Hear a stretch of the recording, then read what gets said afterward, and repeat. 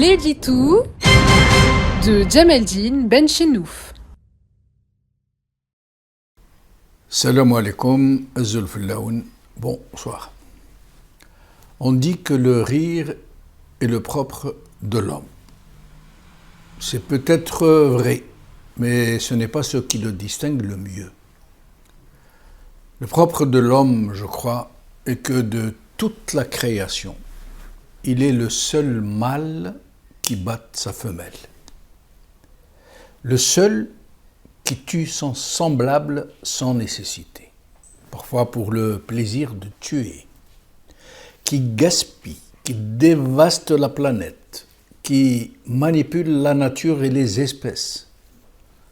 Mais ce qui le distingue encore plus, je crois, est sa formidable capacité à ce qu'il dit lui-même être la civilisation.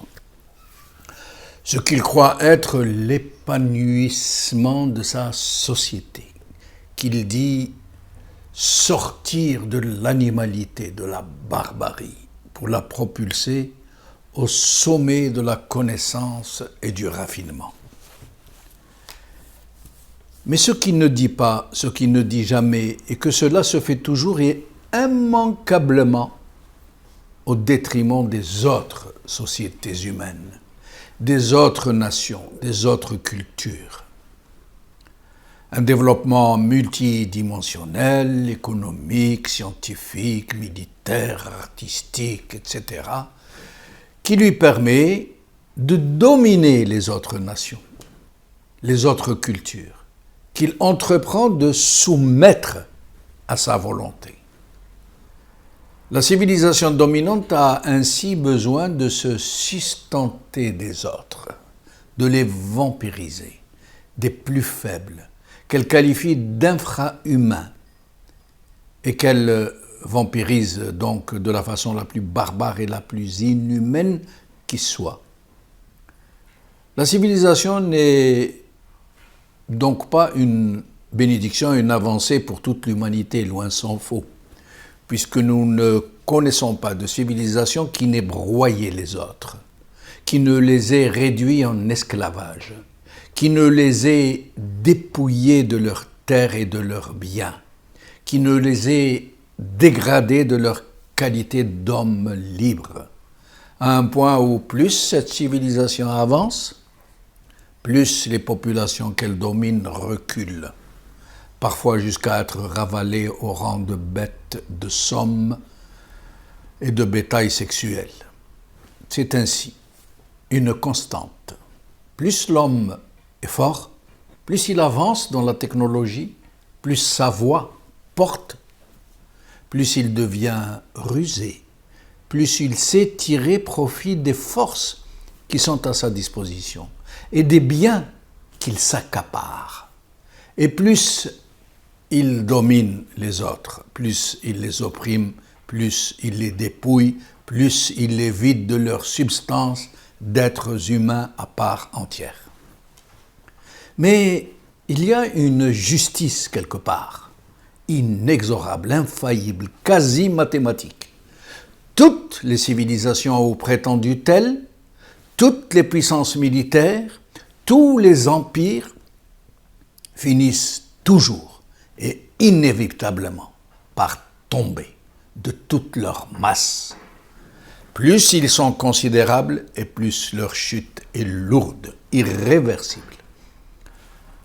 Hormis la civilisation dominante d'aujourd'hui, dont les signes de la décadence sont de plus en plus choquants, pas une seule civilisation, pas un seul empire n'a échappé à cette logique, j'allais dire à cette justice immanente. Il ne reste aux descendants de ces ex-civilisations, aujourd'hui, que le loisir de se lamenter ad vitam aeternam sur leur passé et ses ruines, al-buka al-atlal.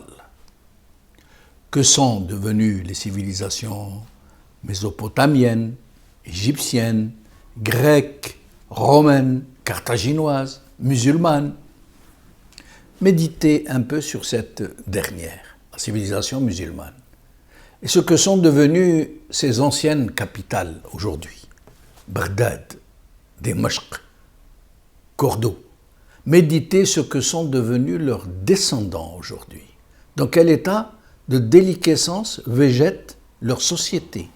Comment leurs populations sont écrasées, réduites en esclavage, poussées à l'exil pour pouvoir subvenir à leurs moindres petits besoins, dont les territoires sont occupés, leurs richesses spoliées, qui n'ont même pas le droit de se plaindre, même pas le droit de gémir, puisqu'ils sont encerclés par une logique médiatique qui ne leur laisse même pas le droit au statut de victime, qui n'ont pas d'autre choix que le désespoir et l'attentat suicide, et le seul statut de terroriste. Une chanson de Jacques Brel me vient à l'esprit, mais dont je vais changer une syllabe, et que je me permets de paraphraser. Écoutez.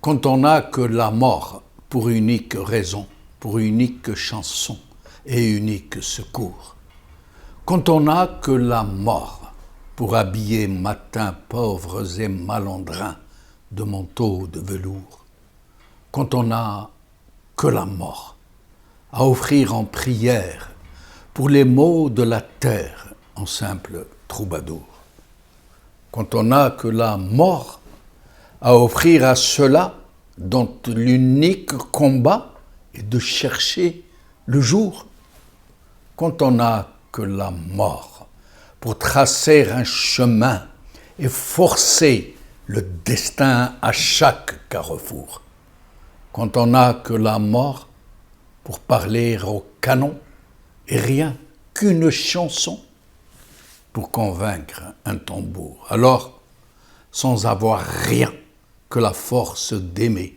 nous aurons dans nos mains, amis, le monde entier.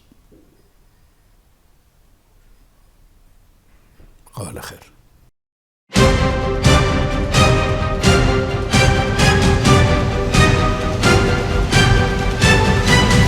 L'édito de Djemeldine Benchenouf.